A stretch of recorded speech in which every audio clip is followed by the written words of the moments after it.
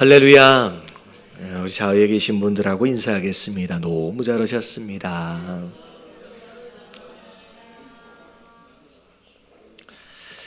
자, 오늘 히브리서 말씀 보도록 하겠습니다. 사실 지난주 토요일 날 우리 예담 캠프 마지막 부분을 못해서 오늘 해보려고 했는데 오히려 캠프에 참석하셨던 분들이 금요일날 참석하시는 경우가 굉장히 드물어서 오히려 이 히브리서 말씀을 계속 이어가는 것이 훨씬 더 나을 것 같아서 히브리서 말씀을 보도록 하겠습니다. 자, 이제 오늘 아침부터 이제 히브리서가 이제 시작이 됐는데요. 그러면 이 히브리서는 누가 썼는지 이 저자가 불분명합니다. 근데 히브리서라고 되어 있는 것으로 봐서 일단 이 편지를 받는 사람들은 주로 어떤 입장에서의 받는 사람들이냐면 히브리 사람, 이스라엘 사람들을 대상으로 한 편지다라고 이제 생각을 하시면 될 것 같아요. 그래서 이 히브리서도 이제 어떻게 보면 편지들 가운데 하나다라고 생각을 일단 하시면 될 것 같고요. 그리고 이 편지를 쓰게 된 전체적인 배경이 어떠하느냐라고 하는 걸 보면 초대교회 당시에 점점 외부로부터 이제 오는 여러 가지 탄압과 고난들의 강도가 이제 세어지기 시작하고, 그리고 내부적인 문제도 나름대로 있는 것으로 말미암아 많은 교회 안에 있는 많은 성도들이 믿음을 버리고 교회를 떠나는 배교하는 일들이 점점 자주 일어나는 어떤 그때 상황이다라고 이제 생각하시면 될 것 같아요. 그래서 이 히브리서의 목적은 그 배교를 하고 믿음을 버리는 흔들흔들하고 요동치는 성도들로 하여금 견고한 믿음을 붙잡을 수 있도록을 위해서 필요한 내용들을 권면한다라고 생각하시면 될 것 같아요. 그리고 그 권면의 내용이 히브리서의 전체적인 내용입니다. 자, 그리고 이 히브리서는 사실은 앞에서부터 1장서부터를 우리가 쭉 봐갈 텐데 굉장히 중요한 내용들이 뭐가 있냐면 이제 예수 그리스도가 누구냐에 대한 설명을 굉장히 깊이 있게 다루고 있습니다. 예수님에 대한 설명. 그래서 어찌 보면 성경 안에서 소위 말하는 기독론이라고 얘기하거든요. 예수 그리스도에 대한 어떤 진리, 어떤 교리를 가장 깊게, 가장 넓게 다루고 있는 성경이 어디냐라고 한다면 이제 히브리서다라고 보통 이야기할 수 있습니다. 그래서 이 히브리서의 내용들을 보면 전체적으로는 서신서, 편지의 성격을 가지고서 누군가에게 권면하는 뉘앙스를 가지고 전체적인 흐름이 이어져 가지만 중간중간 마치 교리적 내용들처럼 예수님이 누구냐라고 하는 것을 교리적으로 이제 서술한 내용들이 중간중간 들어있어요. 그래서 사실은 이 히브리서는 그렇게 쉽게 빨리빨리 읽을 수 있는 책이 아닙니다. 왜냐하면 한 구절 한 구절마다 굉장히 중요한 의미들을 담고 있기 때문에 어찌 보면 빠르게 진행되어지기보다는 하나하나 한 단어 하나 짚어갈 필요가 있는 굉장히 중요한 말씀들 가운데 하나죠. 자, 그래서 이제 오늘 아침 1장 1절서부터 시작되어지는 거 간단하게만 설명을 하고 이제 넘어가도록 할게요. 자, 1장 1절만 같이 한번 읽어볼게요. 다 같이 시작.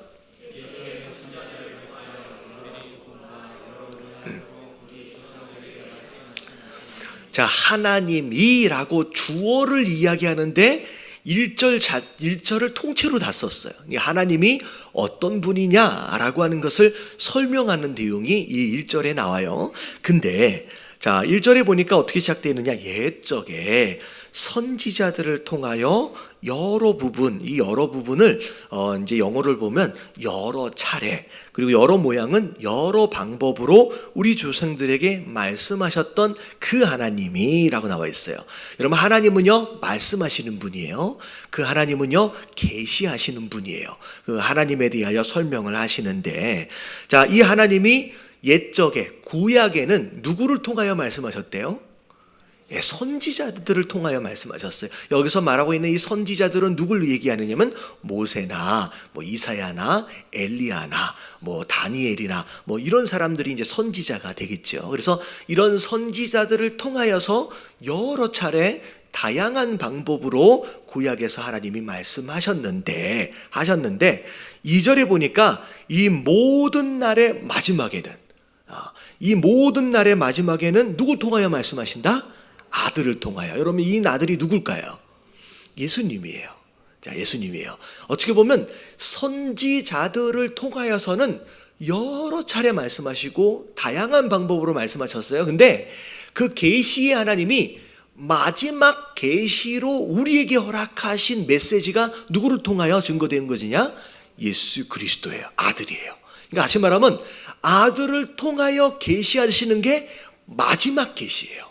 마지막 계시요. 다시 말하면 성령 하나님의 계시도 사실은 누구를 통한 계시예요? 예수님을 통한. 왜냐하면 성령 하나님이 누구의 영이기 때문에? 예수 그리스도의 영이기 때문에 성령 하나님도 바로 예수 그리스도의 계시를 반영한다는 거죠. 그래서 이 마지막 계시는 곧 예수 그리스도, 바로 그분이 마지막에 허락하시는 계시다라는 거죠. 자, 이 1절과 2절이 굉장히 중요한 게 뭐냐면, 자, 이제 뒤에 배경을 좀 아실 필요가 있어요.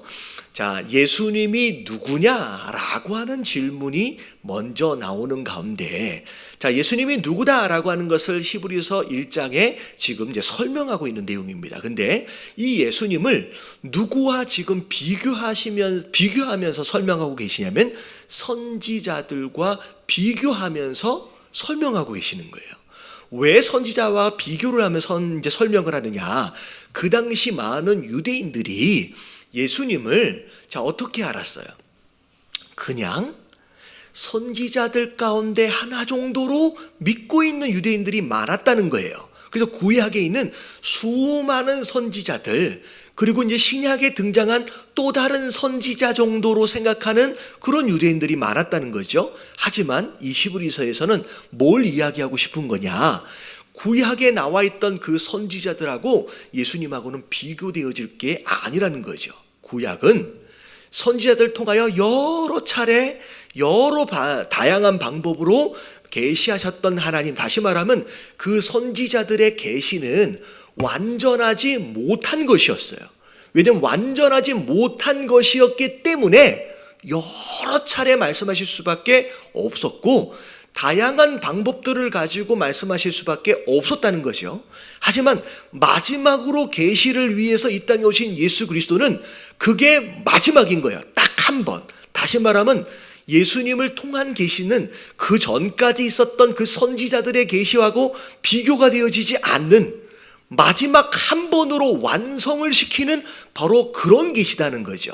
다시 말하면 그 전에 선지자하고 예수님하고 비교가 되어야 한대요. 비교가 안 된다라고 하는 것을 1절서부터 3절까지 이야기를 하는 겁니다.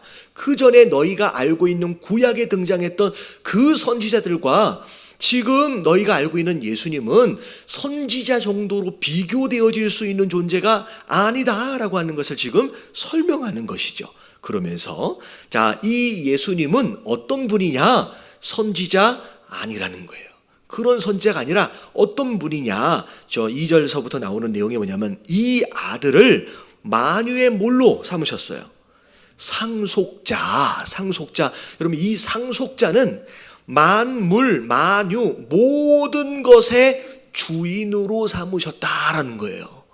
그래서 예수님이 마지막 떠나시기 전에 유언처럼 남기셨던 말씀 가운데 하늘과 땅의 모든 권세를 누구에게 주셨어요? 예수님께. 다시 말하면 보이는 것 보이지 않는 모든 만물의 주인이 누구다? 예수님이라는 거예요. 이 선지자들은 비교가 안 되는 거죠. 그리고 또 뭐 하셨어요? 또 그로 말미암아 모든 세계를 지으셨으니, 다시 말하면 만물의 주인일 뿐만이 아니라 그 만물을 실제로 뭐 하신 분이에요? 만드신 분이라는 거예요. 그래서 예수님이 사실 창조자 하나님이에요. 창조의 주체 되신 분이래요. 이런 창조자 하나님을 어디 선지자하고 비교를 하느냐, 이런 이제 개념입니다. 그러면서 3절에 한번 읽어볼게요. 다 같이. 이는 시작. 이는 하나님의 영광의 광채시요 그 본체의 형상이시라. 그의 능력의 말씀으로 만물을 붙드시며 죄를 정결하게 하는 일을 하시고 높은 곳에 계신 지극히 크신 이의 우편에 앉으셨느니라. 자, 예수님은 또 어떤 분이냐?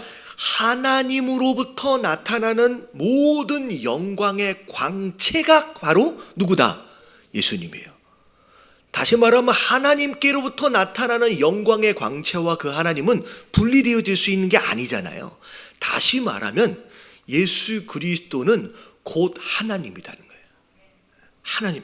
심지어 뭐라고까지 표현하냐면 그 본체, 하나님의 본체의 형상이다 라고까지 얘기하는 거예요. 그래서 예수님이 나를 본 자는 곧 누굴 본 자다? 내 아버지를 본 것이나 마찬가지다 라고 말씀하시면서 예수님과 아버지 하나님은 분명히 다른 분이긴 하지만 한 분으로서 존재한다 라고 분명히 이야기하는 거죠. 그래서 여호와 증인이라든지 다른 데에서 예수님의 신성을 부인하는 자들은 다 뭐에 해당되어지는 거예요? 전부 다 이단이에요. 분명히 히브리서는 예수님의 신성, 하나님 되심을 정확하게 설명하고 있다는 거죠. 그리고 그의 능력의 말씀으로 만물을 붙들고 계신다. 다시 말하면 창조를 하고 나서, 예수님이 창조를 하고 나서 그냥 팔짱 끼고 내버려 두시는 분이 아니라 창조를 하고 나서 그 모든 만물들을 그분이 뭐하고 계세요? 붙들고 계시는 거예요. 그러니까 지구가 계속 자전하고 공전하는 게 하나님 만드시고 나서 내버려 두는 게 아니라 그걸 붙들고 계시기 때문에 지금 이 지구가 돌고 있는 거예요. 여러분, 우리 인생도 마찬가지예요. 우리 인생을 만드시고 난 다음에 내버려 두시는 분이 아니에요. 만들어 두시고 우리 인생을 지금도 뭐하고 계신다?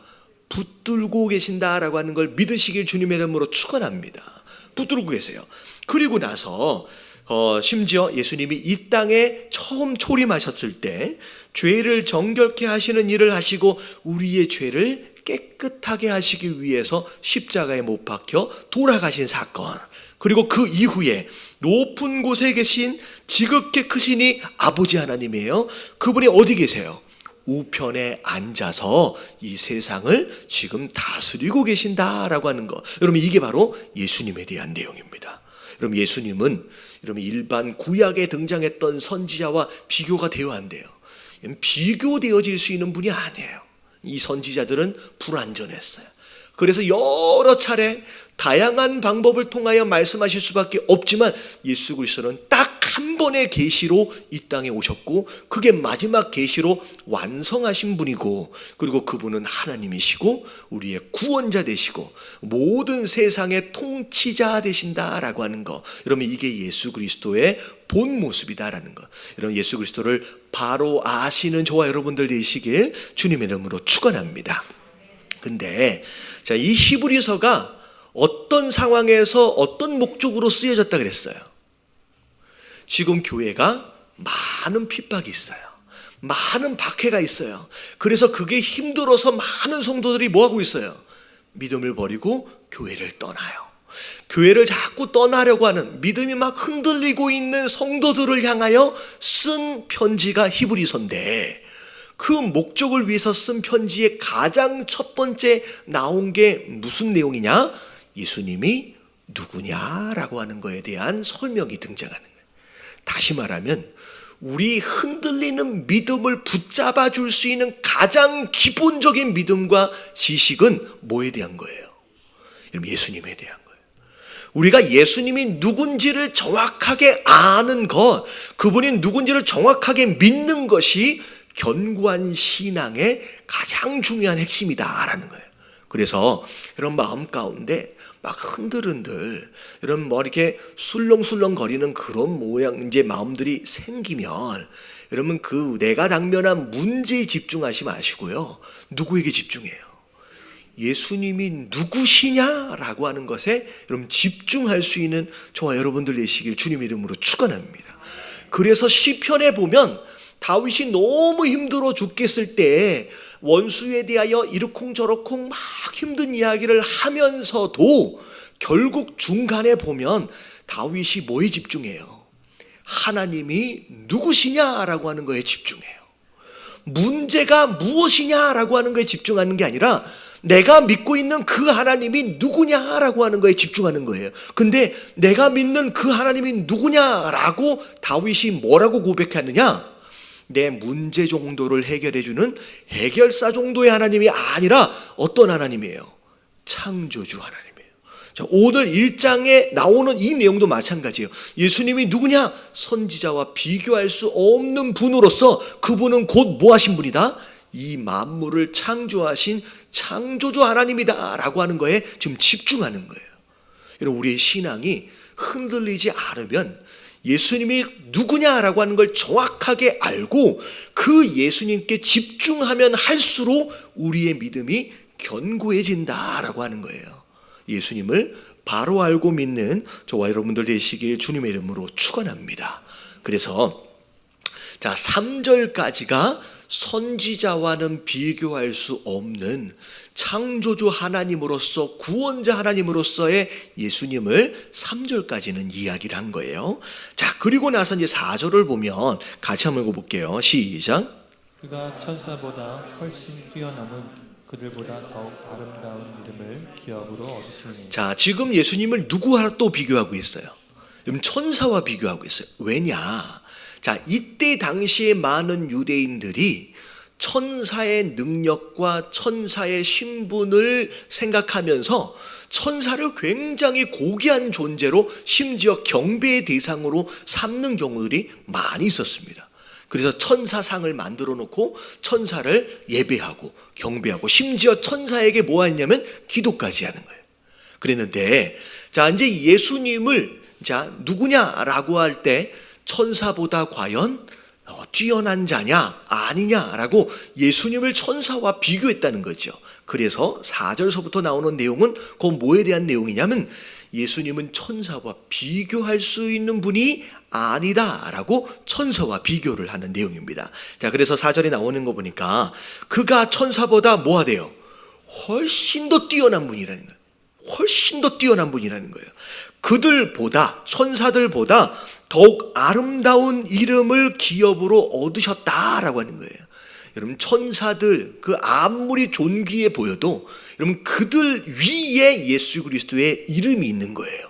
여러분, 비교되어질 수 있는 존재가 아니다는 거죠. 자, 그러면서 이제 5절로 넘어와서 자, 이게 사실 생명의 삶을 보면 4절이 2일날로 뒤로 붙어서 있어야 돼요. 근데 이게 이제 앞으로 붙었는데 자, 5절 말씀 같이 한번 읽어볼게요. 시작. 하나님께서 어느 때에 천사 중 누구에게 너는 내 아들이라 오늘 내가 너를 낳았도다 하셨으며 또다시 나는 그에게 아버지가 되고 그는 내게 아들이 되리라 하셨느냐. 자, 이 히브리서 기자가 지금 예수님이 누구냐라고 하는 거에 대해서 설명을 할 때 지금 가장 많이 인용하는 구절이 사실 어디로부터 온 구절이냐면요, 다윗이 쓴 시편으로부터의 구절을 굉장히 많이 인용을 합니다. 사실 다윗이 왕이기도 했지만 다윗이 사실은 또 다른 선지자들 가운데 하나예요. 왜냐하면 장차 오실, 어찌 보면 다윗의 혈통을 통하여 다윗의 후손으로 태어나실 그 메시아기도 하지만 다윗이 스스로 장차 오실 예수 그리스도 그 메시아에 대해서 굉장히 많은 부분에 대해서 예언을 했습니다. 그래서 다윗의 시편을 보면 어떻게 보면 자기 자신에 대한 믿음의 고백처럼 한 듯 하지만 그 안에 장차 오실 예수님에 대한 메시아에 대한 그림자들이 많이 담겨져 있다는 거죠. 그래서 자, 이 말씀도 마찬가지예요. 너는 내 아들이라 오늘 내가 너를 낳았다. 여러분, 이 표현들도 사실은 자기에게 한 표현들처럼 느껴지지만 사실은 이건 누구에 대한 말씀이에요? 예수님에 대한 말씀이다. 예수님에 대한. 근데 자, 보세요. 언제 어느 때의 천사들 가운데 넌 내 아들이라 오늘 내가 너를 낳았다 하셨으며 또다시 나는 그에게 아버지가 되게 되고 그는 내게 아들이 되리라. 다시 말하면 넌 나의 아들이고 나는 너의 아버지다라고 말씀해 주신 천사가 있었어요, 없었어요? 없었어요. 단 한 명의 천사에게도 스스로 아버지와 아들과의 관계로 천사를 이야기해 준 적이 하나님은 한 분도 없었다는 거예요. 누구만 가능한 거예요. 이게 바로 예수 그리스도에게만 허락되어진, 다시 말하면 천사가 아무리 고귀해 보여도 하나님과의 관계성에서 볼 때, 하나님과의 관계성에 볼 때 도저히 어떻게 보면 아들보다 높은 직위는 없거든요. 아들로 예수님을 말씀하실 정도로 취급을 받았던, 대접을 받았던 천사는 아무도 없었다라고 얘기하는 거예요. 그러면서 또 그가 마다들을 이끌어 세상에 다시 돌아오게 하실 때에 하나님의 모든 천사들은 그에게 뭐 할 것이다. 우리는 천사를 천사는 우리의 경배를 받을 대상이 아니에요. 심지어 그 천사는 누구를 경배하게끔 돼 있어요. 다시 오실 예수 그리스도를 경배하도록 정해져 있는 존재라는 거예요. 경배하도록. 그래서 여러분 구약에 보면 여러 하나님의 사자들이 등장을 하는데 우리의 경배를 천사는 받지 않습니다. 받을 수가 없어요. 왜냐하면 천사는 경배의 대상이 아니에요. 오직 누구만 경배를 받으실 수 있어요. 하나님만, 그리고 그 하나님 대신 예수 그리스도만이 경배를 받으실 수 있고요. 심지어 우리의 경배뿐만이 아니라 누구의 경배도 받게끔 돼 있어요. 천사의 경배도 받게끔 돼 있는 존재가 바로 예수님이다라는 거죠. 그러면서 볼게요. 또 천사들에 관하여서는 그는 그의 천사들을 바람으로 그의 사자들을 불꽃으로 삼으시느니라 하였으되, 이 이야기가 뭐냐면 마치 바람처럼 불꽃처럼 예수님은 천사를 그냥 뭐 하시는 분이에요? 사용하시는 분이에요. 어떻게 보면 이 천사들은 예수님을 경배해야 할 뿐만이 아니라 예수님의 하시는 일을 돕는, 어떻게 보면 도구에 불과한 존재다라고 설명을 하면서 어떻게 예수님을 천사와 비교할 수 있느냐라고 지금 이야기를 하고 있는 거예요. 그래서 전체적인 이 문맥을 좀 이해를 하실 수 있겠죠. 첫 번째는 선지자와 비교하면서 어떻게 선지자랑 비교하느냐? 예수님은 하나님이야. 어떻게 천사랑 비교를 해? 오히려 천사는 예수님을 경배해야만 하는, 어떻게 보면 도구로 쓰임받는 존재일 뿐이다라고 설명하고 있는 거예요. 그러면서 8절서부터 나오는 아들 예수님이 어떤 권세를 가지고 계시는지에 대한 설명이 나옵니다. 8절 같이 한번 읽어볼게요. 시작. 아들에 관하여는 하나님이여 주의 보좌는 영영하며 주의 나라는 주는 공평한 균이이다. 아들이 앉으실 보좌가 있어요. 그 보좌는 영영하다라고 하는 것은 뭐라고 나와 있냐면 영어로 ever and ever예요. 사라지지 않아요. 썩지 않아요. 무너지지 않아요. 그럼 이 땅에 존재하는 모든 왕권은 시작하는 순간이 있으면 언제가 있어요? 망하는 순간이 있어요. 역사상 수많은 제국들이 일어났다 망했습니다. 어마어마한 제국들이, 어떻게 보면 페르시아 제국, 어떻게 보면 로마 제국, 어떻게 보면 그리스 제국, 수많은 제국들이 정말로 영원할 것 같이 그 제국들을 세워갔지만 결국은 끝이 다 있었다는 거예요. 오늘날 우리가 살고 있는 이 나라들도 마찬가지예요. 정말로 이 모든 나라들이 영원할 것 같지만 언젠가는 끝이 있다라는 거예요. 하지만 하나님의 보좌, 거기에 앉으신 예수 그리스도의 왕권은 사라지지 않는 영영한 것이다 라고 이야기를 합니다. 그리고 주의 나라의 규, 여러분 이 규가 뭐냐면 왕이 들고 있는 작은 지팡이 같은 거예요. 그래서 이 규는 어떤 명령을 내릴 때, 지시를 할 때 쓰는 겁니다. 그래서 통치, 예수 그리스도의 통치는 뭐한 규예요? 공평하다. 여러분 이 세상의 왕권, 이 세상의 이 왕권을 사실 성경은 용에 비유하고 있어요. 이 용은 사단이에요. 그래서 이 세상의 모든 왕권과 뭐라 그럴까요? 통치는 사실 공평할 수 없어요. 왜냐하면 그것의 모든 주인이 뭐기 때문에? 사단이기 때문에. 그래서 여러분 잘 아시면 서양도 마찬가지고 동양도 마찬가지고 왕이 입은 옷에 항상 무슨 그림이 들어가 있어요? 용의 그림이 들어 있어요. 왜냐하면 모든 왕권의 뒤에는, 이 세상 왕권의 뒤에는 다 뭐가 있어요? 사단이 있기 때문에. 그래서 어쨌든 공평할 수 없어요. 공정할 수 없어요. 네, 하나님이 들고 계시는 그 통치의 큐는 공평한 것이다. 정의를 이루시는 바로 그런 통치다라고 설명을 하고 있는 겁니다. 자, 그러면서 9절 다 같이 시작. 주께서 의로 살아가시고 불법을 미워하시니 그러므로 하나님 곧 주의 하나님이 즐거움의 기름을 주께 부어 주를 동료들보다 뛰어나게 하셨도다 하였고. 자, 주께서 의를 사랑하시고 불법을 미워하셨으니 좀 전에 말씀드렸던 세상의 통치권하고는 전혀 다른 개념이죠. 자, 의를 사랑하세요. 그리고 불법을 미워하십니다. 그래서 하나님 곧 주의 하나님이라고 나와 있어요. 이건 굉장히 어려운 표현인데 주의 하나님이라고 하는 것은, 자, 이 앞에 주의라고 하는 건 예수님이에요. 예수님의 하나님이 즐거운 기름을 누구에게 부어주신 거예요? 예수님에게 부어주신 거예요. 그래서 그 예수님을 그 어떤 존재들보다도 뛰어나게 하셨다라는 거예요. 그래서 이 기름 붓는다라고 하는 것을 이걸 이제 그 헬라어로 뭐라고 부르냐면 이걸 그리스도라고 얘기하고 이제 히브리 언어를 뭐라 그래요?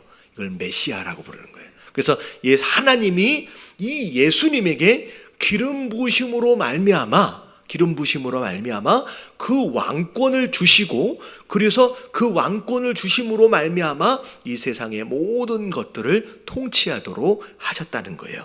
의를 이제 기준 삼아서. 자, 10절.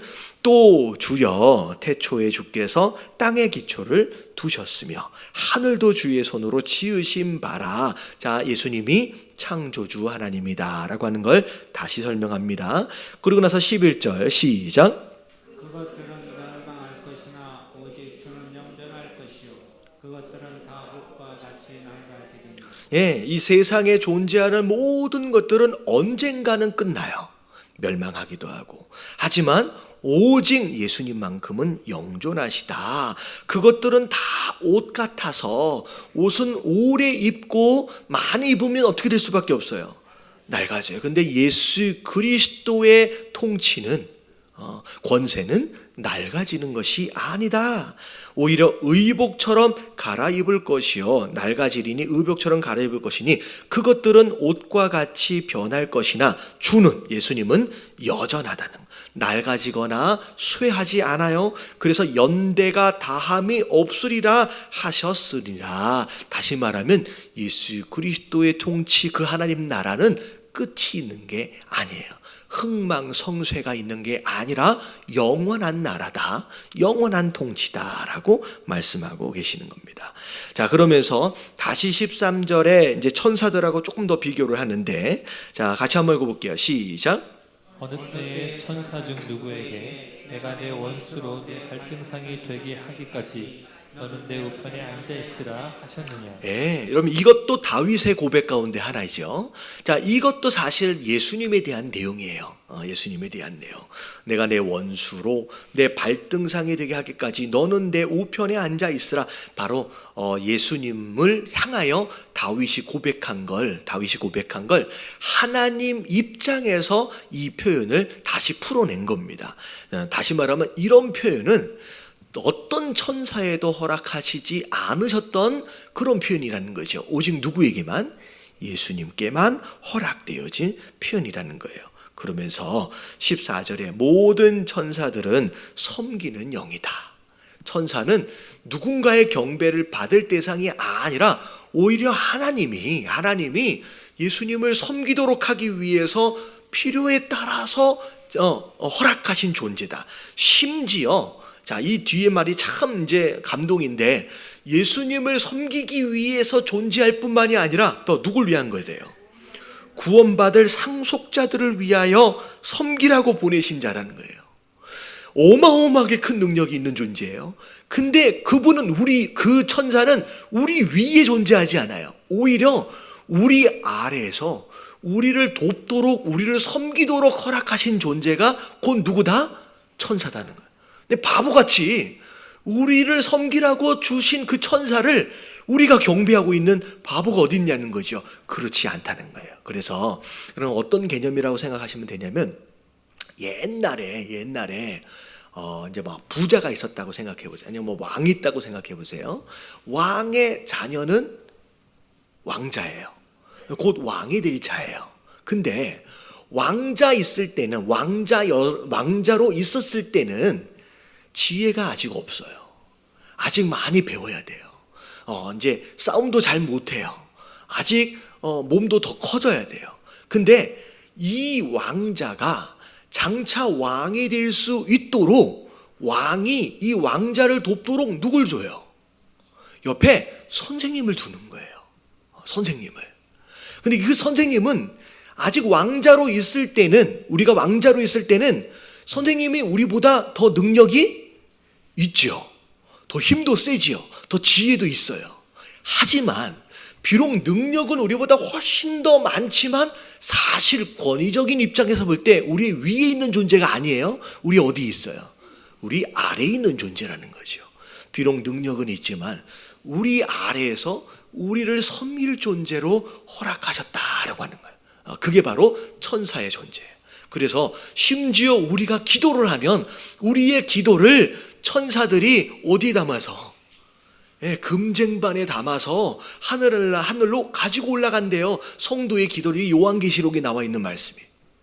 다시 말하면 천사들은 우리의 기도를 하나님께 전해드리는, 어떻게 보면 우리의 또 다른 메신저이기도 하고, 자, 우리가 또 이제 이 세상을 이겨 나갈 수 있도록 우리를 또다시 또 지켜주는 어떤 수호적인 어떤 입장에서의 역할도 감당한다는 거예요. 그래서 뭐 수호 천사 하면 약간 느낌이, 이 단어 자체가 성경적인 의미처럼은 안 보이지만 사실 성경의 내용을 잘 들여다보면 우리 한 사람 한 사람을 지키고 있는 뭐가 있다? 천사가 있다라고 얘기하고 있어요. 그래서 이게 보세요, 이렇게 우리 주변을 보호하고 인도하시는 그 천사들의 이제 손길들이 있다라는 거죠. 그래서 천사는 바로 그런 존재다라고, 천사를 예수님과 이제 비교할 수 없다라고 설명하고 있습니다. 자, 그러면서 하나만 더 볼게요. 자, 2장 1절 말씀 같이 한번 읽어봅니다. 시작. 그러므로 우리는 그런 것에 더욱 유념함으로 우리가 흘러 떠내려가지 않도록 함이 마땅하니라. 자, 1장에는 예수님이 누구냐라고 하는 거에 대한 설명과 강조가 나왔다라고 한다면, 자, 그 예수님을 통하여 우리가 얻은 구원, 그 복음에 대하여 우리가 어떤 자세와 태도를 가져야 하는지에 대한 설명이 나옵니다. 자, 그래서 그러므로 예수님이 기본인 거예요. 기본 그 다음, 그러므로 우리는 무엇에 더욱 유념하래요? 들은 것에 더욱 유념하래요.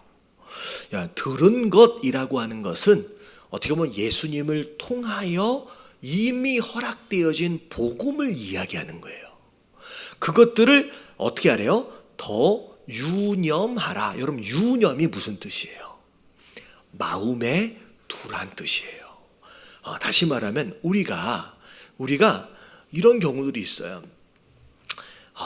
어떤 지식적인 욕망을 채우기 위한 의도를 가지고 자꾸 새로운 것들에 대한 추구가 많이 있습니다. 그래서 종종 설교를 듣다가도 이럴 수 있어요. 저 내용, 저 이야기는 전에도 했던 이야기인데, 이럴 때 있어요, 없어요? 굉장히 많지요. 근데 중요한 건 뭐냐면 설교는, 하나님의 말씀은 계속 반복되어져요. 자꾸 새로운 것, 어떻게 보면 이게 사실은 좋은 것일 수 있지만 우리가 가지고 있는 이성적 욕심을 채우기 위한 잘못된 신앙의 방향일 수 있다는 거예요. 사실 성경은 뭘 얘기하고 있느냐? 복음은 새로운 게 아니에요. 항상 들어왔던 그 말씀이에요. 들어왔다, 어찌 보면 이미 알고 있다 하여 그것에 대하여 소홀히 여기지 말라는 거예요. 알고 있는 말씀을 계속 안에서 되새기란 말씀이에요. 유념하란 말씀이에요. 그래서 말씀을 여러분들이 설교를 들으시거나 말씀을 읽을 때 아는 말씀이야, 나 들었던 말씀이야, 여러분 이렇게 생각하지 마시고, 이게 계속 반복되어지는 이유는 이게 너무 중요하기 때문에, 그리고 이게 우리 안에 유념되어지도록 하기 위하여 하나님이 지금 계속 반복해서 말씀하시는. 그래서 복음은 새로운 게 아니에요. 이미 들었던 말씀을 우리 마음 가운데 두는 거, 마치 소가 여물을 먹고 그것을 계속, 그래서 소가 위가 많이 뜨잖아요. 집어넣었다 다시 빼서 또 씹고 또 다시 빼서 또 씹고 하면서 진짜 소화를 제대로 하려고 하는 것처럼 우리 신앙인도 자꾸 새로운 말씀들을 새롭게 듣는 것으로 말미암아 아무런 열매도 없이 머리만 커지는, 그렇게 되면 안 되고, 들은 말씀, 이미 아는 말씀이다라고 했지라도 되새김질 하심으로 말미암아 진짜 우리 안에 피가 되고 살이 될 수 있도록 여러분 소화시킬 수 있는 저와 여러분들 되시길 주님의 이름으로 축원합니다. 그래서 저희가 이제 사실은 주일날 같은 경우에 저녁 예배가 있는 교회들이 종종 있어요. 근데 저녁 예배를 제가 들어보니까 설교가 다르대요. 그래서 어떻게 하루에 설교 다른 거를 2번씩이나 듣고 그게 과연 소화가 될까? 그럼 소화가 돼요, 안 돼요?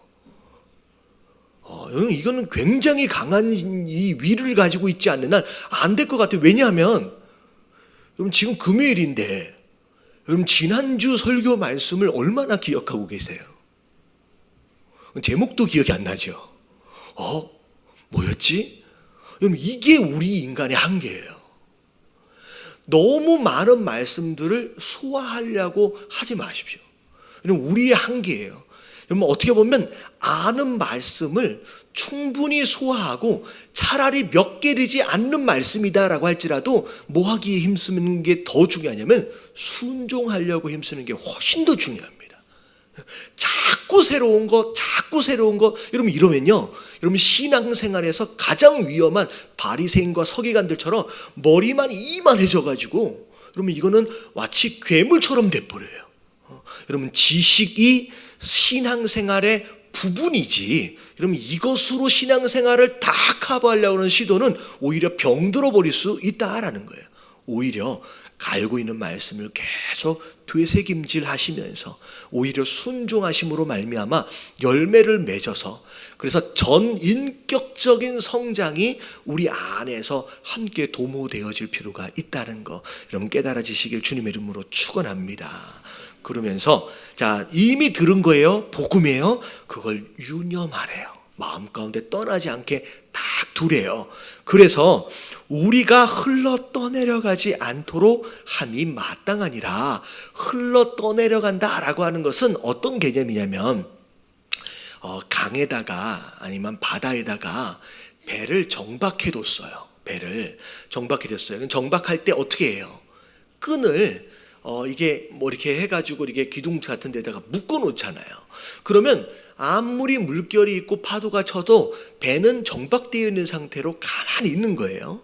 근데 메어놓은 이 끈이 풀리기 시작하면 그 파도를 따라서, 강의 흐름을 따라서 배가 어떻게 돼요? 떠내려가요. 이렇게 표류하게 된다는 거죠. 여러분 이게 바로 그 얘기예요. 우리가 이미 들은 그 복음의 말씀으로 우리의 신앙의 배를 땅 뭇에다가 정박을 시켜놔야 돼. 그래서 흔들리지 않고 떠내려가지 않도록. 근데 이 끈이, 이 복음이 느슨해지고 풀리기 시작하면 그때부터 어떻게 돼요? 바람이 불고 파도가 치고 물이 흘러가면 그것을 따라 표류하는 상황들이 벌어지는 거예요. 여러분 우리의 신앙도 여러분 이 복음, 가장 기본적인 복음에 우리 마음에 없으면 우리의 신앙도 표류하기 시작한다라고 하는 거예요. 여러분 가장 중요한 기본에 충실하시길 주님의 이름으로 축원합니다. 이런 기본이 흔들리면요, 우리 신앙이 표류해요. 와, 이런 말씀, 와, 이런 인사이트 있네. 이러면 이렇게 놀랄 만한 새로운 것들에 지나치게 집중하지 마시고 복음의 핵심에 집중할 필요가 있다는 거예요. 자, 2절 같이 한번 읽어볼게요. 시작. 천사들을 통하여 하신 말씀이 견고하게 되어 모든 범죄함과 순종하지 아니하니 공정한 보응을 받았거늘. 자, 여기까지 천사들을 통하여 하신 말씀이 라고 나와 있는데, 여러분 이 말씀은 율법을 의미합니다. 자, 왜냐하면 이 유대인들이 전통적으로 이 구약 성경을 누가 줬다라고 믿냐면 사실은 성령의 감동으로 쓰여졌다라고 나와 있잖아요. 근데 이 성령의 감동을 또 천사를 통하여 허락하신 말씀으로 이제 많이들 인식하고 있었어요. 그래서 뭐 그렇다라고 하는 개념은 아닌데, 이 유대인들이 충분히 알아들을 수 있는 표현으로서 구약에 있는 말씀, 율법을 이야기할 때 이렇게 표현을 한 거예요. 마치 천사를 통하여 주신 말씀. 다시 말해 이건 율법인데, 자, 율법이 견고하게 되어 모든 범죄함과 순종하지 아니함이 공정히 보응을 받거든. 다시 말하면 구약에 쓰여진 율법을 통하여서도 이 율법을 기준으로 반드시 공정하게 보응을 받는다는 거예요. 죄에 대한 대가를 다 지불하게 된다는 거죠. 이 구약에 쓰여진 율법을 통하여서도. 근데 자, 3절을 보니까 우리가 이같이 큰 구원을 등한시 여기면, 자, 여기서 말하고 있는 큰 구원은 자, 이 신약에서 허락하신 복음을 이야기하는 거예요. 구약에 쓰여진 그 율법조차도 죄에 대한 대가를 다 지불하게 돼 있어요. 근데 하물며 신약에 들어와서 구원에 이르도록을 위해서 허락하신 복음이라고 한다면, 그 복음을 만약에 소홀히 여겼다라고 한다면 어떻게 안 되는 거예요? 어찌 그 보응을 피할 수 있겠느냐라고 얘기하는 거예요. 다시 말하면 너희가 살아가면서 구원을 받은 자로서 우리가 절대 등한시하지 말아야 할 것이 무엇이냐? 우리를 구원에 이르도록 한 그 복음을, 우리가 그렇게 구원을 받았다라고 하는 그것을 절대 등한시 여겨서는 안 된다라고 얘기하는 거예요.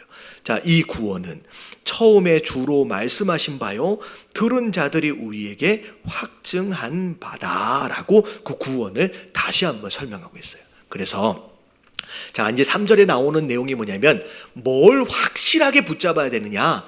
내가 그 복음으로 인하여 무엇을 받은 자다? 내가 구원을 받은 자다라고 하는 거에 대한 확실한 증거를 우리 마음 가운데 가지고 있어야 돼요. 여러분, 이것을 전문 용어로 뭐라 그러냐면 구원의 확신이라고 얘기하는 거예요. 여러분, 우리가 복음으로 인하여 여러분 은혜 가운데 여러분 이미 구원받은 하나님의 백성인 것을 확실하게 믿으실 수 있는 저와 여러분들 되시길 주님의 이름으로 축원합니다. 왜 이게 중요하느냐? 조금만 어려움이 오고, 어떻게 보면 때로는 조금 어떤 경우에 쓰러지고 자빠지고 죄를 범하는 경우들이 생기면 우리 안에 사단은 뭘 흔들어 놓기 시작하느냐면, 네가 구원받은 게 맞냐라고 하는 걸 흔들기 시작하는 거예요. 여러분, 이것이 흔들리면 절대 안 되는 거예요. 여러분, 그 무엇도 천사가 되든 사망이 되든 그 무엇도 우리를 하나님께로부터 끊어낼 존재가 있다 없다? 없다라고 말씀하셨어요. 우리가 비록 연약할지라도, 우리가 또 넘어질지라도, 우리가 어떻게 보면 잘못된 일 가운데로 빠진다라고 할지라도, 이런 우리의 이 구원의 확신만큼은 여러분 절대 흔들려서는 안 돼요. 여러분, 이게 흔들리면 우리의 신앙이 뭐하기 시작해요? 표류하기 시작한다는 거예요. 이것이 흔들려서는 안 된다라고 얘기를 합니다. 그러면서 우리가 구원받은 것에 대한 증거를 우리의 삶에서 확인하라는 거예요. 자, 4절서부터 나오는 내용이 구원받은 것에 대한 증거입니다. 한번 읽어볼게요. 시작. 하나님도 표적들과 기사들과 여러 가지 능력과 및 자기의 뜻을 따라 성령이 나누어 주신 것으로서 그들과 함께 증언하셨느니라. 예, 우리가 구원받았다라고 하는 증거들이 무엇이냐? 우리 안에 무슨 일이 벌어져요? 표적과 기사들. 여러분, 이 표적과 기사들, 그 뒤에 나오는 능력들은 뭘 얘기하고 있느냐? 하나님께서 우리에게 허락하시는 기도의 응답들과 더불어 사실 기적 중에 기적, 표적 중에 표적이 뭐냐? 내가 예수 그리스도를 만나서 믿어서 아주 조금이라도 뭐 하고 있다? 변하고 있다라고 하는 것이 여러분 표적 중에 표적이고 기적 중에 기적인 줄로 믿습니다. 여러분, 성경 가운데 하나님을 만난 사람들 가운데 변하지 않은 사람은 단 한 명도 없어요. 여러분, 하나님을 만났다라고 한다면 100%다 삶의 변화가 나타나는 거예요. 우리도 마찬가지예요. 여러분, 하나님 만나신 분 아멘 하십시다. 여러분, 어찌 보면 여러분 이 시간, 이 불금에 여기에 나와 있는 게 기적인 거예요. 할렐루야. 옆에 계신 분들에게 인사 좀 해주세요. 제가 원래 여기 있을 사람이 아닙니다. 여러분, 이게 기적이에요. 여러분, 우리 예수님 못 만나고 하나님 못 만났으면 그럼 이 시간에 여기에 이렇게 얘기하면 안 되죠. 여기 왜 와 있어요? 제정신이 아니죠. 얼마나 재밌게들 다 노는데요, 지금. 하여튼간 토요일날 새벽 예배가 없어서 못 보는데 하여튼간 뭐 금요일날 목요일만 와도 그 4시 5시까지 노는 사람들이 도대체 출근은 안 하나 싶어요. 얼마나 재밌게 노는데. 여러분, 이 자리에 나와 있는 것만도 여러분 이미 기적이에요. 여러분, 구원받은 증거예요. 할렐루야. 그리고 우리가 기도할 때마다 하나님 얼마나 많이 응답해 주셨냐는 거예요. 돌아보세요. 기억하지 못할 뿐이지 사실은 잘 생각해 보면요, 감사할 만한 일투성입니다.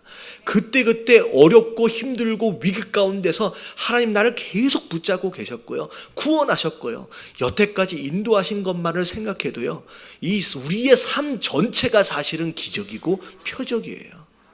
그리고 내 안에 누가 계세요? 지금 보시면 여기 보니까 성령을 우리에게 주셨대요. 내 안에 계신 이 성령 하나님이 내가 구원받은 것에 대한 증거예요. 내 안에 있는 성령 하나님이, 이 성령 하나님이 오늘도 날 위해 기도하고 계시고요, 그리고 나로 하여금 이렇게 예배할 수 있게끔 지금 나를 인도하고 계신다는 거예요. 여러분, 이게 구원받은 증거다라고 하는 걸 기억하시면서 여러분 이걸 조금 어려워진다고 흔들리지 마십시오. 여러분, 이것만큼은 끝까지 붙잡을 수 있는 저와 여러분들 되시길 주님의 이름으로 축원합니다. 그래서 종종 어떻게 보면 은행의 어카운트에 돈이 좀 많이 있으면 굉장히 뿌듯하면서 하나님이 나를 진짜 사랑하신 것 같고, 점점 이게 영을 향하여서 막 가까이 가면요, 갑자기 하나님이 날 덜 사랑하는 것 같이 이 환경과 내 재정적인 상황과 여러 가지 문제들로 인하여 내 구원과 하나님의 사랑이 자꾸 게이지가 올라갔다 내려갔다 하는 경우들이 있는데, 그 모든 상황에 의해서 그 하나님의 사랑과 구원은 흔들리고 있는 게 아니에요. 언제나 그 자리에. 그래서 누군가가 그런 얘기를 하더라고요. 태양은 항상 그 자리에 있대요. 그냥 중간에 뭐가 끼었다 말았다, 그냥 구름이 끼었다 말았다, 항상 그 자리에 있다라는 거. 예수님, 여러분, 하나님도 우리의 구원도 잠깐 구원이 끼었다 말았다 할 뿐이지 언제나 그 자리에 움직이지 않고 그분이 계신다라고 하는 걸 여러분 기억하시는 저와 여러분들 되시길 주님의 이름으로 축원합니다. 그런 가운데 하나님이 우리가 말하는 바 장차 올 세상을 천사들에게 복종하게 하심이 아니니라. 자, 그러면서 그러나 누구인가가 여기에서 증언하여 이르되, 자, 이게 사실 다윗이 또 고백한 내용인데 이게 또 누구냐면 예수님에 대한 고백이에요. 사람이 무엇이기에 주께서 그를 생각하시며 인자가 무엇이기에 주께서 그를 돌보시나이까. 그를 잠시 동안, 어떻게 보면 예수님이 이 땅에 계시는 동안 천사보다 조금 못하도록 하셨어요. 천사의 능력 면에 있어서. 그렇지만 자, 못하게 하시며 영광과 존귀로 어떻게 하셨어요? 장차 관을 씌우실 거라는 거예요. 그래서 8절에 보니까 자, 다 같이 시작. 만물 그 바람에 복종하게 하셨느니라. 만물로 그에게 복종하게 하셨은즉 복종하지 않은 것이 하나도 없어야 하겠으나. 자, 앞에 있는 설명을 조금 더 푼 거죠. 만물을 예수님 발 아래 두셨어요. 그래서 만물이 예수 그리스도의 명령하심에 복종하지 않을 수가 없어요. 심지어 이 땅에 계실 때조차도 바람을 향하여 명하셨을 때, 심지어 바람을 뭐 하셨대요? 꾸짖으셨대요. 그랬더니 이 바람이 멈춰버리는 거예요. 파도가 멈추는 거예요. 어떻게 보면 자연 만물을 창조하신 분으로서, 그리고 그들의 주인 되신 분으로서 모든 것들을 다 통치하시는 그분이라는 거죠. 근데 지금 우리가 만물이 아직 그에게 복종하고 있는 것을 보지 못하고, 자, 지금은 완벽하게 하나님 나라를 우리가 지금은 경험할 수가 없어요. 진짜 하나님 나라가 도래를 하면 이 세상에 이런 어려움들은 없어요. 왜냐하면 이 모든 만물이 누구에게 복종하기 때문에? 하나님께 복종하고 있기 때문에. 근데 지금은 이 세상이 완벽하게 그분의 권위 아래서 복종하고 있는 상태가 아직은 아닙니다. 자, 그때가 언제 온다는 거예요? 여긴 나와 있지 않지만 다시 오시게 될 재림의 때는, 그때는 진짜 완벽한 통치가 일어나는 거예요. 사실 왜 쓰나미가 오느냐? 여러분, 쓰나미는 뭐냐면 지진으로 인하여 해일이 발생을 하는 거예요.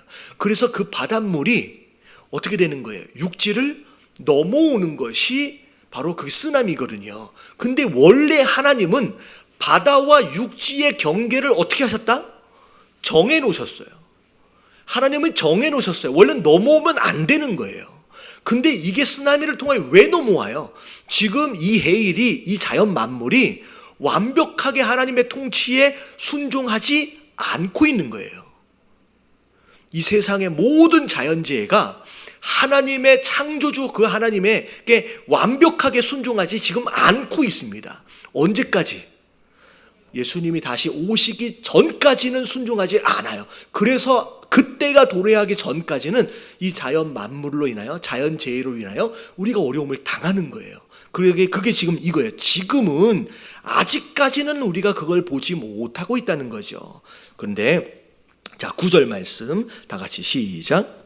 오직 우리가 천사들보다 잠시 동안 못하게 하심을 입은 자, 곧 죽음의 고난 받으심으로 말미암아 영광과 존귀로 관을 쓰신 예수를 보니 이를 행하심은 하나님의 은혜로 말미암아 모든 사람을 위하여 죽음을 맛보려 하심이라. 자, 예수님을, 그리고 또 우리가 또 어떻게 보면 천사들보다 잠시 동안 못하게 하심을 입은 자, 곧, 잠깐만요. 자, 여기 예수님에 대한 내용이에요. 예수님을 천사들보다 잠시 동안 못하게 하셨어요. 그리고 죽음의 고난 받으심으로 말미암아, 십자가를 얘기하는 거죠. 영광과 존귀로 관을 쓰신 예수님을 본다.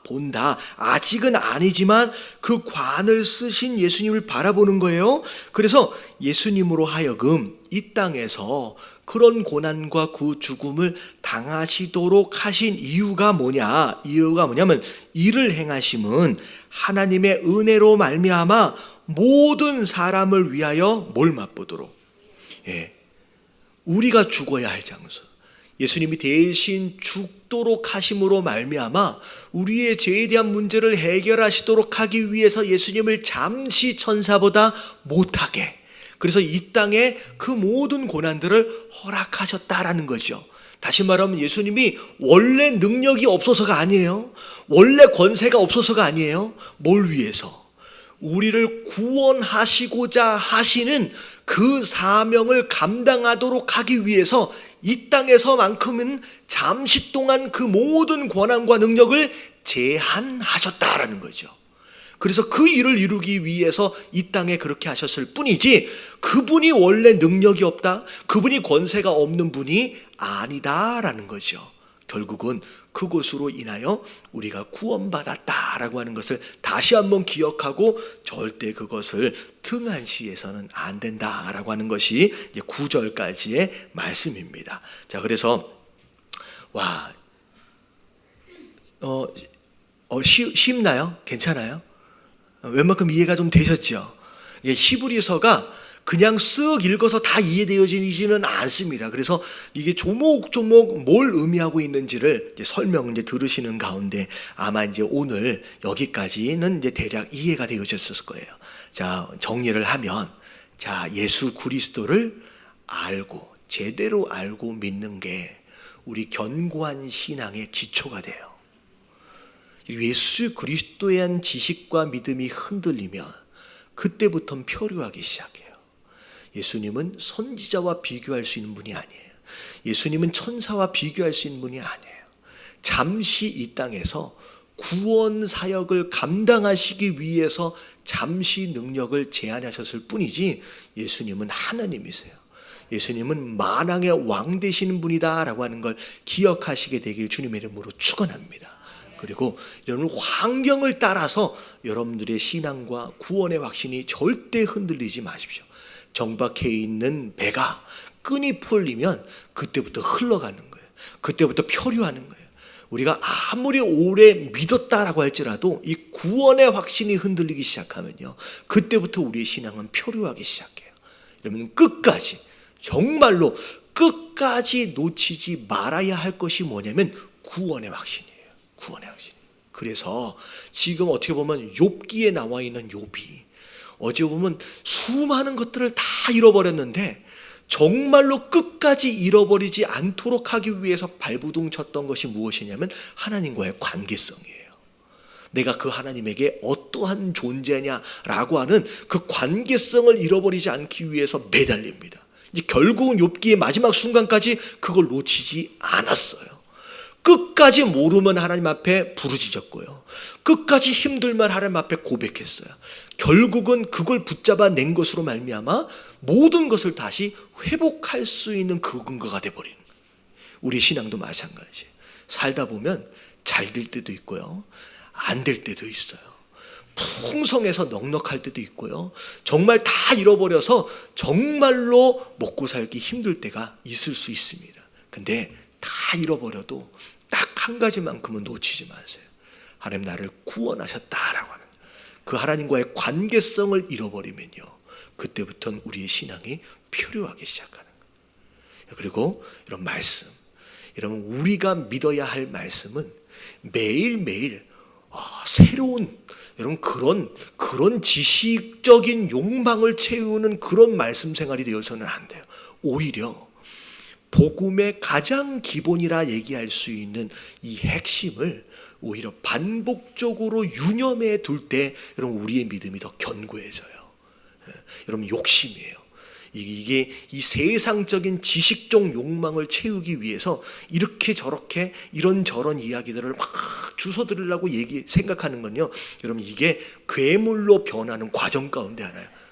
여러분, 이게 큰일 나는 거예요. 제가 이걸 말씀드리는 이유가 뭐냐면 떠돌아다니는 수많은 지식들이 다 진리라고 믿지 마십시오.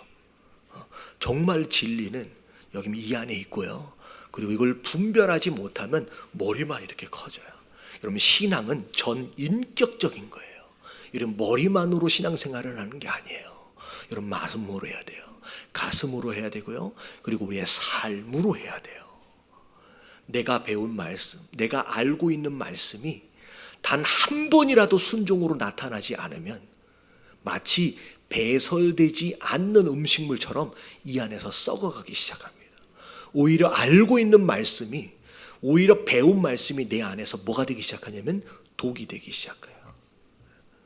내게 주신 말씀이 지금 어떻게 흘러가고 있고 어떻게 배출되어 어떻게 열매 맺고 있는지, 여러분, 전인격적인 신앙생활로 여러분 건강한 성도의 삶을 사실 수 있는 저와 여러분들 되시길 주님의 이름으로 축원합니다. 그래서 신앙생활은 언제까지 해야 돼요? 여러분, 죽을 때까지 하는 거예요. 여러분, 언제 부르실지 모르거든요. 가는 건 순서가 없대요. 생각보다 오래 살 수 있어요.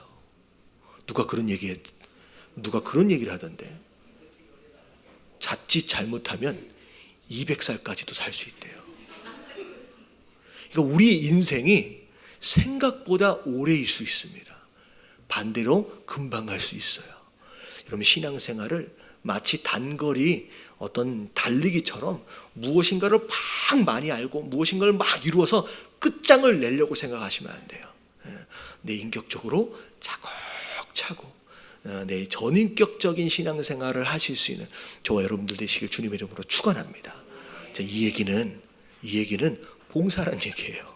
섬기란 얘기예요. 미랄 꿈씨도 나오란 얘기예요. 할렐루야. 선교지도 나가야 되고요. 전도하란 얘기예요. 이런 몸으로 행하는 순종이 없이 말씀만 들으면 이 안에서 뭐가 된다? 독이 된다라는 거, 독이 되는 깨달아지시길 주님의 이름으로 축원합니다.